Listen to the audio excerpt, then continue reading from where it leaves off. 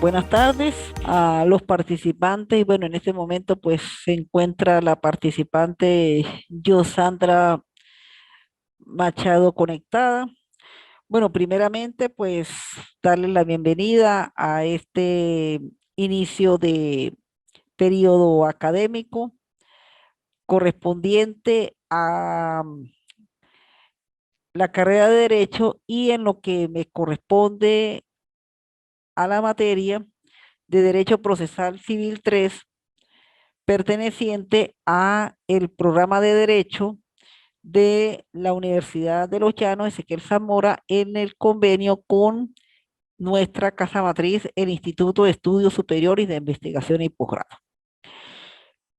Como todo inicio de periodo académico, pues es importante la presentación y de saber quién es su docente, aunque ya para los que ven el derecho procesal, pues me conocen desde el procesal 1 y el procesal 2, en la cual pues es la secuencia precisamente de cómo se desarrollan los procesos, más que todo el procedimiento civil, siguiendo las normas de nuestra ley principal, el Código de Procedimiento Civil. Bueno, ahí tienen mi nombre, mi experiencia, bueno, abogado con especialización y maestría tanto en Derecho Procesal, Gerencia Ambiental y la reciente en Criminología y Criminalística obtenida aquí en nuestra casa matriz. Ahí está mi teléfono, que más que todo, vamos a ver si nos acostumbramos, sea más a especies de consultas y a especies de dudas que sobre todo estar con esto de las asuntos de las fechas, porque una de mis características ha sido que yo trato de colocarle las fechas, sobre todo el inicio, hasta las prórrogas que se les puedan dar. Ya tenemos por lo menos, se permitió extender en unos primeros 15 días la realización para la primer, primer tema, siempre el inicio del trimestre, mientras eh, completan las inscripciones y todo eso, pues se dio un lapso aproximadamente de 5 días más, es decir, que tienen aproximadamente hasta el 24, 25 de septiembre para que presenten su primera actividad y como ven en la planificación, tenemos las siguientes. La primera es un ensayo, el informe, la prueba escrita y la última en la cual es un examen tipo práctico en la última unidad. Ahí tenemos las fechas para la presentación, así como con la primera, igualmente hay un lapso para presentar la segunda, la tercera y la cuarta. Bueno, ya a este nivel del derecho procesal 3 y para la mayoría, como me conocen, pues muy bien saben las condiciones, sobre todo en cuanto a la presentación, eh, la escritura, el idioma, porque ya ustedes dentro de poco pues se van a convertir en abogados y como abogados pues eso es nuestra pala, la manera como escribimos, la manera como redactamos y sobre todo la manera como presentamos ese documento. Ya hoy en día pues manejamos lo que es plataformas, escritos de computadoras, impresiones por computadoras y eso, pero así se haga con la más tecnología, ella tiene que cumplir esos escritos, unas normas legales, tiene que cumplir unas normas de presentación, porque generalmente nosotros los escritos los llevamos a esos organismos públicos, llámense tribunales, llámense registros, notarías, órganos de la administración pública, y por lo tanto, pues de acuerdo a cómo presentemos esos escritos, de acuerdo a los alegatos que hagamos, a la manera en que los fundamentemos legalmente, de esa manera es como nos van a resolver todas estas situaciones y esos conflictos que se plantean.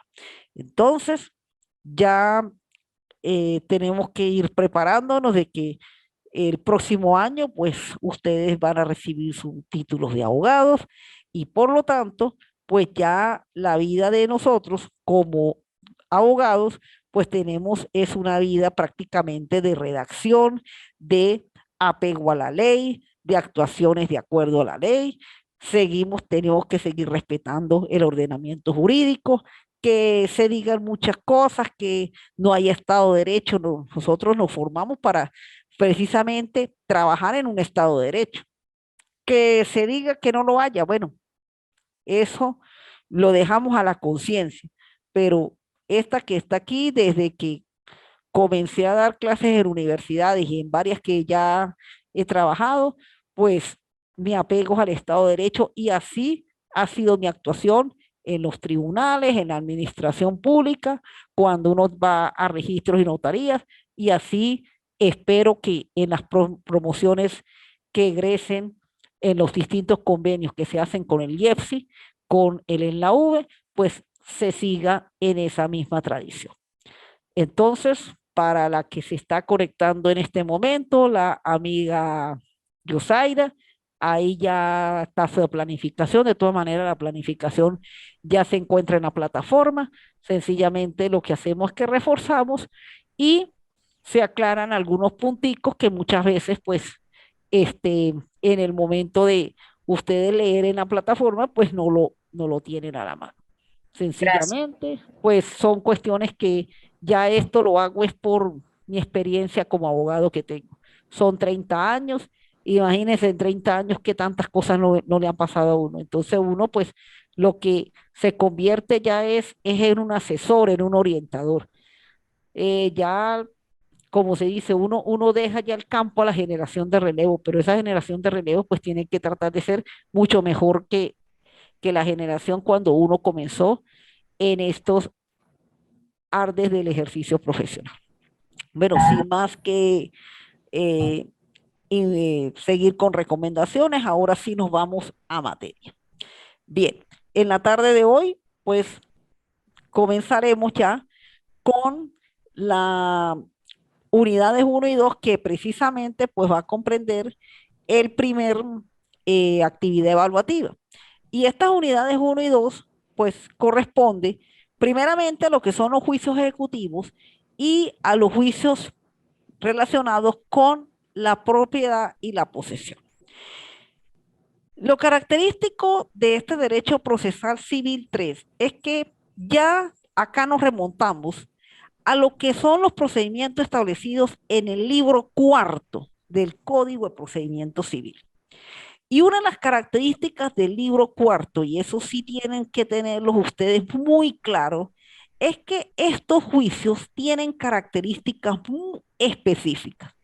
Ellos tienen algunas similitudes con el juicio ordinario en lo relacionado con la demanda. La demanda se sigue haciendo igualita como se aprendió en el juicio ordinario, siguiendo la normativa del artículo 340. En eso no vamos a cambiar y ahora pues se acompaña esta sentencia del año 2019 que pues es un preámbulo de lo que va a venir, que en algún momento tendrá que llegar la reforma del Código de Procedimiento Civil que tuvo una primera discusión en el 2015 y eso pues en este momento se paralizó y no se oye por ahí que lo piensen reactivar. Ojalá pues lo reactiven porque también el juicio, el procedimiento civil, sobre todo la jurisdicción civil, pues ya tiene que estar precisamente acorde con el proceso de acuerdo con la reforma de 1999 de la Constitución.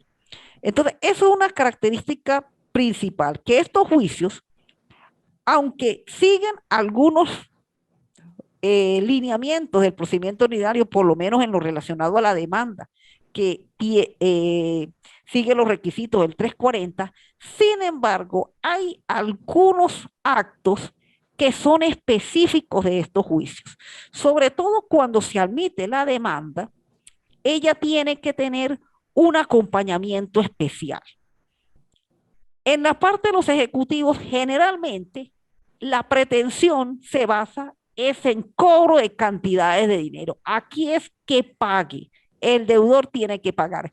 Y de aquí vamos a tener como relación jurídico-material todo lo que tiene que ver con la figura de las obligaciones. Por eso es que estos juicios generalmente también van a tener dentro de las normas de derecho sustantivo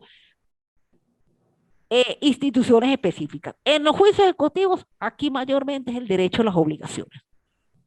Eso que se vio en el en civil 3 y civil 4, lo vamos a aplicar en estos juicios. Es decir, en estos juicios se van a materializar cuando esas obligaciones de dar y de hacer no se cumplían. Entonces, ¿cómo vamos a hacer las que cumplen? Bueno, para eso tenemos estos procedimientos, sobre todo la intimación, la ejecución de hipoteca y la ejecución de prenda, donde se van a llevar a cabo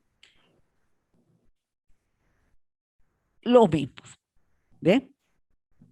En lo relacionado con la unidad 2, que son lo de la propiedad y la posesión, ahí ya nos remontamos a las figuras de la prescripción adquisitiva, de los interdictos, de el derecho a propiedad que se aprendió en Civil 1 y en Civil 2 para poder llevar a cabo la pretensión de la demanda, porque ya sabemos que la pretensión es precisamente el elemento por el cual, al tener el demandante el interés y la cualidad para pedir de acuerdo si es un bien inmueble o es un derecho real o es un este, derecho personal, qué es lo que va a reclamar. Entonces, esta característica del juicio ejecutivo es más que todo una pretensión de orden pecuniario, de orden de cobro. Aquí se demanda es que pague, que el deudor pague. Y esto vamos a utilizar las normas relacionadas con el derecho de las obligaciones. Por eso, generalmente, cuando el juez, al admitir la demanda, él tiene que determinar que en sí la misma, que tiene que cumplir lineamientos del artículo 630 y siguientes, que sean cantidades de dinero y que la deuda esté ya de plazo vencido, es decir, que el tiempo que se le dio para pagar a ese deudor, ya ese tiempo feneció y por lo tanto es la deuda es apta para ser cobrada de inmediato, en cualquier momento de inmediato. Por eso, en el caso de la intimación y la ejecución de hipoteca, ellos van a tener como documento fundamental instrumentos cambiarios por el cual consta la obligación. Generalmente en la intimación, uno de los documentos que se utiliza mucho es la letra de cambio, que aunque hoy en día pensarán que está inexistente, no, ellas todavía siguen vigentes. Ellas se encuentran todavía establecidas en el Código de Comercio, la letra de cambio como instrumento cambiario, como instrumento mercantil. En la intimación se utiliza mucho la figura de letra de cambio. En algunos casos, si no se prepara la vía ejecutiva, pues se utiliza también el documento autenticado. ¿Sí? Hacen como un pagaré, El doctora. pagaré también es un documento que se utiliza para las intimaciones. Ahí en la norma del 644, muy bien, tú puedes ahí leerlo, cuáles son los documentos que se utilizan para demandar por la vía de intimación. Y además la letra de cambio está el cheque, está el pagaré, el instrumento privado, es decir, todo aquello que tenga una obligación. La Claro. ejecución de hipoteca, sobre todo, es mucho más exigente porque el documento constitutivo tiene que ser un documento registrado y Registrado. además de ser registrado tiene que solicitarse una certificación de gravamen expedida por el registrador donde conste la existencia de la hipoteca. Eso es lo que se solicita en el caso de la ejecución de hipoteca. O sea, ya hay una especificación en cuanto a el documento fundamental de la demanda, porque además de ser el documento de la ejecución, tiene que acompañarse esa certificación de gravamen. Si esa certificación de gravamen no está dentro de la demanda, pues esa demanda el juez no la va a admitir. Tan sencillo como eso. ¿Ve? La ejecución de prenda, pues también se pide un documento, puede ser privado, porque mayormente la prenda pues es sobre bienes muebles, sobre más que todo cosas pequeñas, a menos que sea de aquellas prendas o de aquella hipoteca inmobiliaria que establece esta ley especial, como es la hipoteca mobiliaria y prenda de emplazamiento y procesión, que ya ahí pues sí establece el documento autenticado, el documento notariado para llevar a cabo esa prenda sin desplazamiento de posesión o esa hipoteca nobiliaria, pero de las que establece el libro cuarto, el Código de Procedimiento Civil. Lo importante de estos juicios es que cuando se demanda y se acompaña el documento fundamental, sea de los documentos que exige la ley. En el caso de intimación, el cheque, la letra de cambio, el pagaré, el documento privado, aunque ahí la norma dice cartas misivas. En realidad, esas poco se maneja. Lo que sí se utiliza mucho es, eh, como se dice, instrumento público, instrumento privado, las cartas misivas, el código, sobre todo la letra de cambio, el pagaré y el cheque. El cheque sí se utiliza también bastante, además de también ser un documento que se utiliza en la parte penal, en la parte civil para la intimación se utiliza la figura del cheque. Cheque. Bien, me va a disculpar, pero tranquila. De verdad no tanto con el clima que ha ido mejorando un poco, sino un poco de polvo que estoy recibiendo, pues me afecta algo la garganta. Bien, tenemos aquí que dentro de la ejecución de hipoteca, además del documento registrado, como se lo había indicado anteriormente, tiene que existir la certificación de gravamen expedida por el registrador público donde se constituyó la hipoteca para ser admitida la demanda. En este caso, pues una vez que se admite la demanda, sea en una intimación, sea en una ejecución de hipoteca o prenda, el demandado, ya, vamos a seguir con esto. El demandado se intima a pagar. Aquí no se le dice para que conteste la demanda, no. Se obliga inmediatamente al pago. Se intima es a pagar. ¿Ve? En este tipo de juicios tiene esa particularidad y eso es lo especial que tiene el juicio. En la admisión de la demanda, cuando el juez lo hace, intima al deudor a pagar en el caso de la intimación en 10 días. En el caso de la ejecución de prenda e hipoteca, en 3 días. Y ahí es donde el deudor, de acuerdo, bueno, a su situación, o paga o hace oposición. Y cuando hace la oposición, el juicio cambia a los trámites del procedimiento ordinario. En la intimación, al 5.º día se contesta la demanda. En la prenda hipoteca, se abre el lapso a pruebas en un plazo de entre 3 a 8 días. Se abre el lapso a pruebas. Eso es lo que sucede.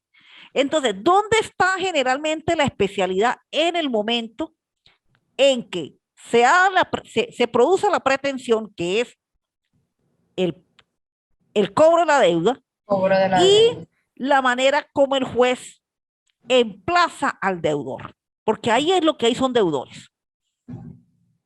En este tipo de juicios, lo que hay son deudores. Entonces, es la manera como el juez intima al deudor. Es más, no es una citación, no es un llamamiento para que usted se defienda. No, es una orden para que pague. Pagar, a pagar. Eso es lo que hace el juez en este tipo de juicios. Entonces,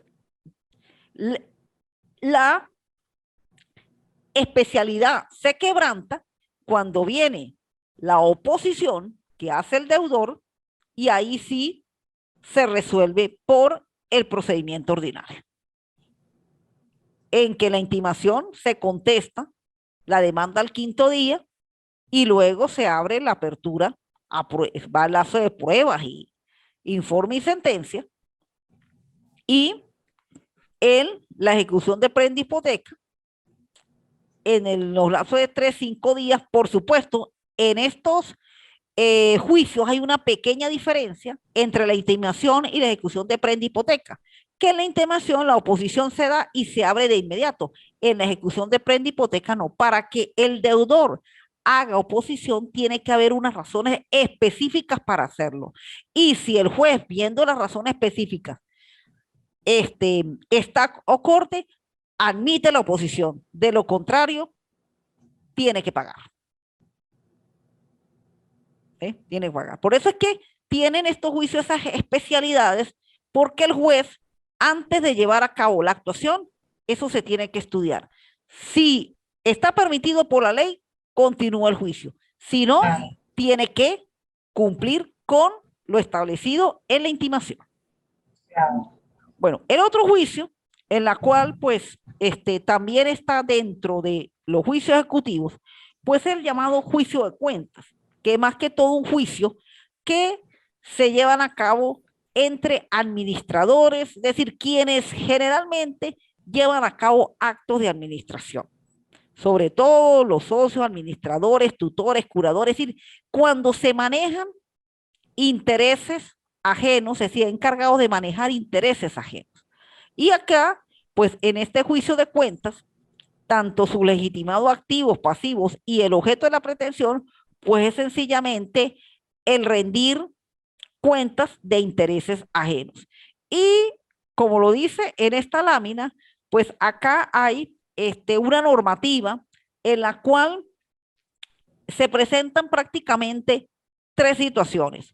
Que se presente la cuenta, el demandado presenta la cuenta, el demandado se opone a presentarla o el demandado ni se opone, pero tampoco presenta pruebas.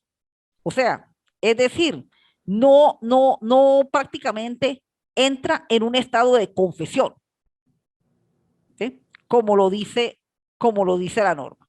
En el primero presenta la cuenta, pues ahí prácticamente sigue la especialidad.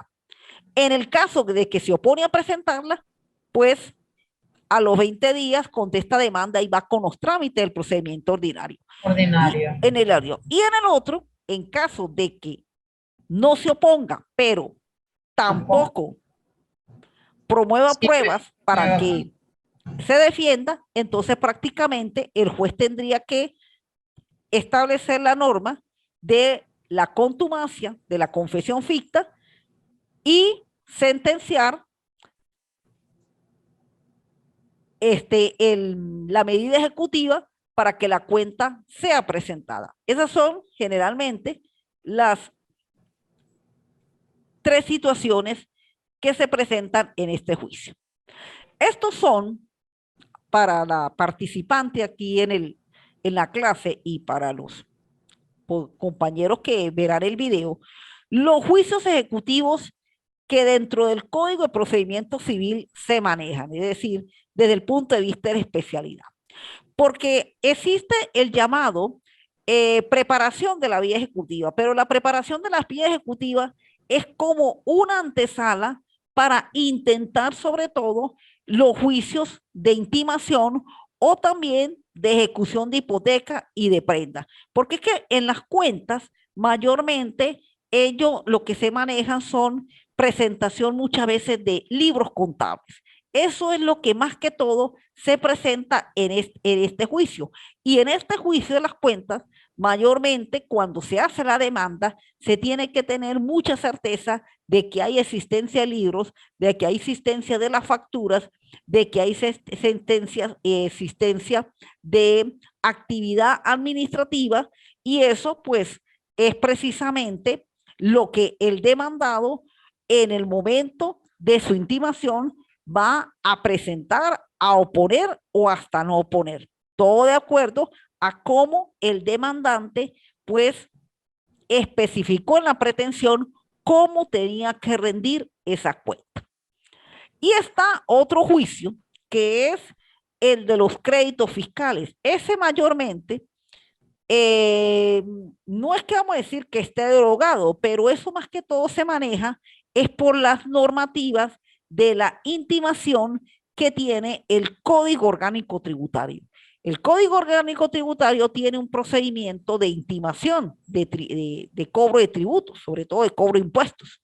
Entonces, ese juicio se lleva a cabo es por ese instrumento legal y no por las normas del Código de Procedimiento Civil. Los que mayormente manejamos dentro de la jurisdicción civil son estos tres juicios, estos cuatro juicios: intimación, ejecución de prenda, ejecución de hipoteca y el juicio de cuentas. Eso más que todo. Aquí lo característico es que tenemos que remontarnos al derecho a las obligaciones, porque esto es un juicio de deudor, de acreedor contra deudor. Eso es todo lo que va a ocurrir ahí. Y la existencia de la obligación. ¿En qué la hicieron? O la hicieron en un documento público, en un documento privado, en un cheque, en un pagaré, en una letra de cambio. El de la hipoteca, pues sí tiene que haber el documento constitutivo. Tiene que haber el documento constitutivo, porque ese sí tiene en realidad, un documento público, porque la hipoteca, por lo general, la norma del Código Civil establece que se constituye bajo documento público, y también tiene que tener la certificación de gravamen. Eso es lo especial de la ejecución de hipoteca. Si eso no se cumple, esa demanda no la van a admitir. Y cuando se hace la oposición, tanto en la ejecución de prenda como la hipoteca, tiene que ser una oposición fundamentada para que el juez la admita. Eso es lo que se lleva a cabo. Una particularidad, y aquí antes, porque ya el tiempo apremia, de que en la ejecución de hipoteca, a raíz del decreto de desalojo arbitrario, él va a tener previamente una vía administrativa. ¿Ve? Y una vez que finaliza la vía administrativa, se va por la vía judicial. Eso es lo que tiene la particularidad, este juicio de hipoteca, de ejecución de hipoteca. Los demás directamente se van por lo que establece el Código de Procedimiento Civil. Bueno, y con la unidad número 2, y ya con esto pues culmino la clase del día de hoy y que corresponde la primera evaluación. Tenemos la especialidad de los juicios de propiedad y de posesión. Acá, pues más que todo, vamos a tratar relativo a los derechos reales. Derecho tanto la propiedad, la posesión, la acción sobre todo interdictal, el deslinde de propiedades continuas y la prescripción adquisitiva. En estos juicios, pues la especialidad sencillamente es el ejercicio de la titularidad y del uso legítimo de lo que es la propiedad y la posesión. Uno de ellos por el cual se adquiere la propiedad, el otro sobre todo la defensa del derecho a la posesión, y el tercero, que es el del deslinde de la propiedad continua, la certeza de la existencia de los linderos entre propietarios contiguos, es decir, entre propietarios que están bajo un mismo límite. Eso es más que todo lo característico de estos juicios, y sobre todo, tanto en la prescripción adquisitiva como en la posesión, gozar de lo que llaman el ánimo posidetis, es decir, el ejercicio o el ánimo de que constantemente ejerce este tipo de derecho, por lo menos en la prescripción adquisitiva, para poder acceder a esa propiedad. Tener ese ánimo posidetis de que ha sido el ejercicio de una posesión prácticamente como si fuera el dueño. Ahí tenemos en la lámina lo que corresponde a estos tres juicios de la propiedad y la posesión que tiene el Código de Procedimiento Civil. Bueno, vamos con el primero, la prescripción adquisitiva. Esto es un modo de adquirir la propiedad. Y para la prescripción adquisitiva se tiene que tener dos elementos fundamentales, sobre todo con respecto al bien. En primer lugar, el ejercicio de la posesión, es decir, que el ánimo posidetis sea algo permanente con el ánimo de dueño. Y segundo, el ejercicio del tiempo, porque esa posesión tiene un límite de tiempo para ejercerse. Y lo mínimo para ejercer la prescripción adquisitiva son a partir de 20 años en adelante. Hay un elemento de los 10 años, pero los 10 años más que todo se utiliza en figuras de adjudicación. Pero para adquirir propiedad se necesita tener por lo mínimo de 20 años en adelante y que el ejercicio de la posesión sea como lo establece la norma del 772 del Código Civil, continua, pacífica, no interrumpida, con el ánimo de ser dueño.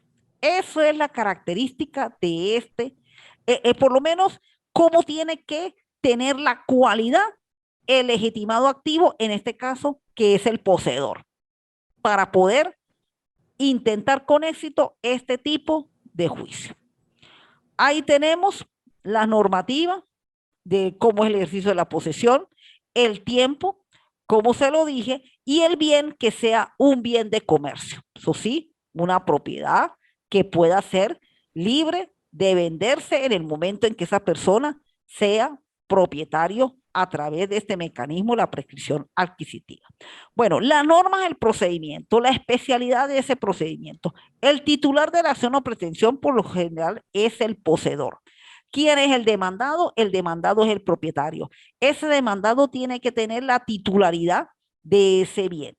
La demanda tiene que cumplir los requisitos del 340 como les decía en los juicios anteriores. Eso es característico de estos juicios. Si la demanda cumple el 340, lo único es que en el momento de la admisión, pues va a tener una especialidad. ¿Dónde está esa especialidad en la admisión?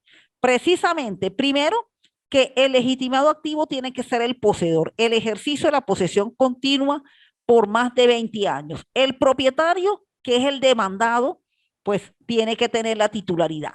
Y precisamente presentar conjuntamente con la demanda la certificación de gravamen que esa persona ha tenido la propiedad de ese bien por más de 20 años. Porque si usted está demandando a fulano de tal por prescripción adquisitiva, se supone que esa persona adquirió esa propiedad demasiado tiempo atrás. Demasiado, tiene que tener por lo menos más de 20 años como propietario. ¿Y eso cómo lo consta? Eso lo consta la certificación de gravamen emanada por el registro, en la cual especifica que tiene esa persona más de 20 años de ser propietario de esa inmueble. El procedimiento hay que llevar prácticamente con el procedimiento ordinario. La única especialidad es que además de la citación que se le hace al demandado, se tienen que publicar unos edictos de acuerdo con la norma del 232 del Código de Procedimiento Civil, por el cual se llaman a aquellos que se presuman sean herederos de esa persona o que tengan nexos con esa persona a los fines de ver si tienen también interés sobre ese bien. Una vez que se lleva a cabo toda la sustanciación del procedimiento ordinario, se va a prueba. Este es un juicio que prácticamente a partir de que se publican los edictos, todo lo demás se hace por el procedimiento ordinario. La citación del procedimiento ordinario igualmente contesta la demanda entre los 20 días. Si por medio de los edictos aparecen interesados, ellos se incorporan al juicio en el momento en que esté el juicio. Ellos se incorporan a partir del momento en que esté el juicio y se dicta una decisión. Esa decisión es una sentencia declarativa, va a adjudicar propiedad y por lo tanto este tipo de sentencias declarativas tienen que ser publicadas y registradas en el registro donde se encuentra el bien. Esa sentencia sí tiene que ser registrada. Este es un juicio que hasta cierto punto, pues es un juicio bastante, vamos a decir, algo costosito, porque en la sola publicación de los edictos y el registro de la sentencia, pues es lo que le va a dar verdaderamente que la persona adquiera la propiedad. Eso sí, la legalidad. Y sea legalizada precisamente, porque lo contrario, pues, no cumple la finalidad, el juicio de prescripción adquisitiva. Bien, tenemos los interdictales y las propiedades continuas, más que todo este tipo de juicios, como le dije anteriormente. En primer lugar, pues el interdictal lo que hace es proteger el ejercicio de la acción posesoria. Y la especialidad es que este tipo de juicio se tiene que ejercer dentro del tiempo de 1 año, contado a partir desde el momento en que ocurrió la perturbación o el despojo en el caso de los interdictos posesorios. Y en el caso de los interdictos prohibitivos, desde el momento en que la obra tenga la amenaza, bien sea una obra nueva o una obra vieja. Para los interdictos posesorios, que son los de amparo y despojo, esa perturbación o ese despojo tiene que tener un tiempo de 1 año. Si pasado 1 año no se intenta la acción, ya esa acción no se puede admitir. En los interdictos prohibitivos, que son obra nueva o daño temido, es en el momento en el cual la obra, bien sea vieja o el daño, cause la amenaza a ese bien. Eso es más que todo lo que se pide en estos juicios. Sí hay una especialidad al inicio del juicio, porque primeramente hay un lazo breve y lo que una vez que se admite, se cita a la otra parte, da un tiempo entre 8 a 10 días para que cese de la perturbación o cese del despojo. Y en el caso del interdicto prohibitivo, si es de obra nueva, para que la obra se paralice y no se siga haciendo, y si es de obra vieja, para que ese daño, esa obra se remodele o desaparezca y no siga ocasionando el daño.